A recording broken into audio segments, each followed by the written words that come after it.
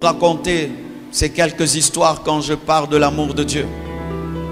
Si tu oublieras ma prédication, n'oublie pas ce que je veux te dire. C'est l'histoire d'une mère qui avait un garçon. Ce garçon était né sans les pavillons des oreilles. Il était tout petit et il n'y avait pas trop de problèmes. Et vous savez, quand on commence à grandir, l'enfant doit aller à l'école. Et c'est quand les problèmes commencent. Pour ceux qui n'ont pas d'enfants, je vous assure, tu vois ton enfant revenir triste. Quelqu'un l'a insulté à l'école. Son professeur l'a insulté. Quelqu'un lui a dit quelque chose de mal. Tu vois l'enfant seulement entrer dans la chambre. Il ne te dit pas, mais on lui a dit des choses à l'école. Et cet enfant commençait à aller à l'école. Et cet enfant revenait triste. Revenait triste. Année après année, même à l'université.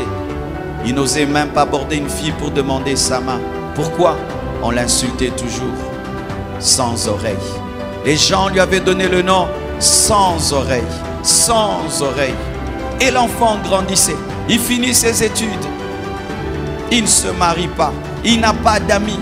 Rempli de complexes. Et un jour, sa mère a dit, mon enfant va détruire sa vie.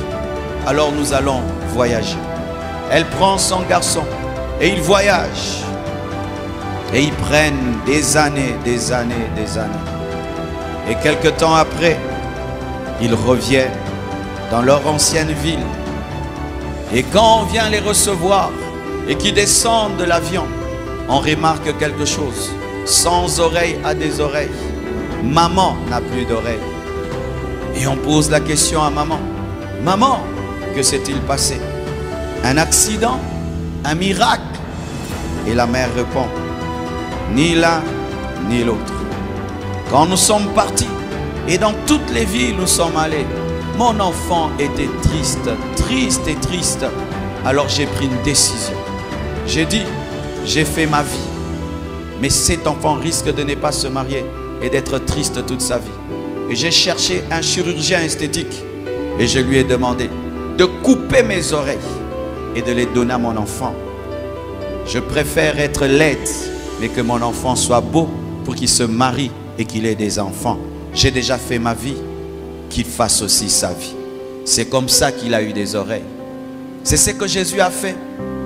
Il a regardé ta vie. Tu étais en train d'aller vers la perdition. Il a vu lui, il avait la vie de Dieu.